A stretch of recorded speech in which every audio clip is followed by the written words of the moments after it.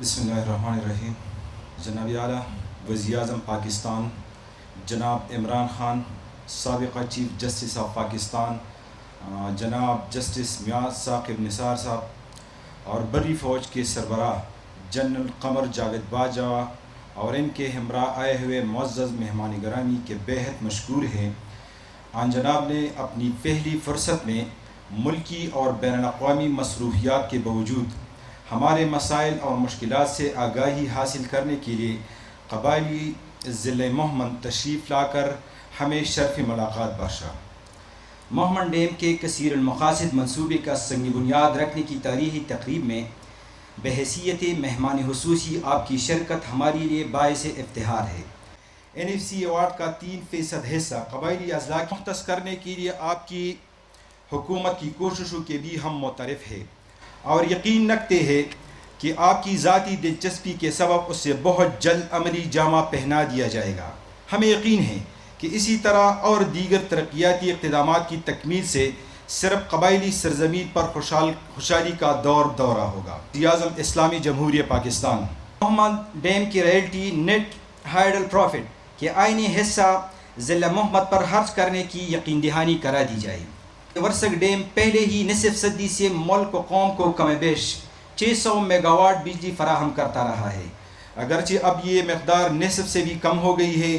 اب مہمند ڈیم کے ممکنہ 800 میگا واٹ کے بعد مہمند عوام کو کم از کم 50 میگا واٹ بجلی پیداواری لاگت پر فراہم کرنے کا عہد کیا جائے کہ مہمند ڈیم سے ضلع مہمند کی لاکھوں ایکڑ بارانی زمین کو زرکاش بنایا جائے اور اس مقصد کے لیے پلانگار، پنڈیالی اور حلیمزئی کے لیے نہری بنائی جائے، جبکہ ضلع مہمند کے ہیڈ کوارٹر غلنئی سمیت دوسرے علاقوں کو پمپنگ نظام کے تحت پانی کا صاف پانی فراہم کیا جائے۔ کم شرح تعلیم اور روزگار کے مواقع نہ ہونے کی وجہ سے مہمند قوم میں بے روزگاری کی شرح بہت زیادہ ہے۔ اس لیے لوگ مطالبہ کرتے ہیں کہ مہمند ڈیم میں اسکیل 15 تک کی تمام نوکریاں صرف مقامی افراد کو دی جائے۔ چوپال پکٹ سے براستہ پنڈیالی انبار سرلڑا تک باجوڑ تک ان دونوں تحصیلوں کو بذریعہ کشادہ سڑک ہیڈ کوارٹر غلنئی سے ملایا جائے۔ خان صاحب، سب سے بڑا ہمارا جو مطالبہ ہے، پاک افغان سرحد گورسل کو علاقائی، ملکی اور بین الاقوامی تجارت کے لیے خصوصی حیثیت حاصل ہے، لہٰذا گورسل کے بین الاقوامی کو مقامی اور ملکی تجارت کے لیے کھول دیا جائے، جس سے مقامی باشندے بھی روزگار کے مواقع حاصل۔ جملہ قبائلی اضلاع میں موجود صحافی اور شعراء کے لیے پریس کلب تو پہلے سے موجود ہے، لیکن صحافت اور قلم کے ذریعے سخت حالات میں اپنے فرائض کے انجام دہی کے باوجود ضلع انتظامیہ کے علاوہ وفاق یا صوبے میں ان کی سرپرستی، مالی اعانت اور ڈسپلن قائم کرنے کا کوئی ادارہ نہیں، لہذا التماس ہے کہ بلوث خدمت کرنے والے ہمارے ان صحافی بھائیوں کو ہر قسم مدد کی جائے۔ انضمام کے بعد سابقہ فاٹا کے تمام اضلاع میں مقامی نوجوانوں کو ملازمت دینے میں ڈومیسائل کی شرط ختم کیا جائے اور مذکورہ افراد کو ضلع کے مقامی شناخت کارڈ پر بھرتی کیا جائے۔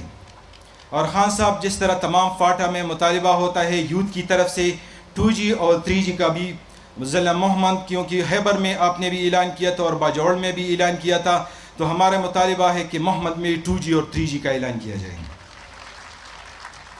یکغن نہر ریماڈلنگ انتہائی ضروری ہے۔ یکغن میں نئے گریڈ اسٹیشن لوئر مہمند اور تیسری صافی گریڈ اسٹیشن کو 66 kV سے 132 kV اپ گریڈ کیا جائے۔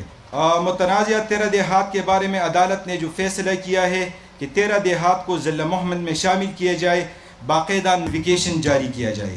مہمند قوم کی جانب سے پیش کردہ ان مطالبات کے ذریعے تحریک انصاف کی حکومت اور مقامی انتظامیہ سے درخواست ہے کہ اس عظیم الشان منصوبے سے مہمند عوام کی زندگی کو بہتر بنانے جو مواقع رہے ہیں، اس کو ضائع ہونے یا کم کرنے کی بجائے اس کو بڑھایا جائے۔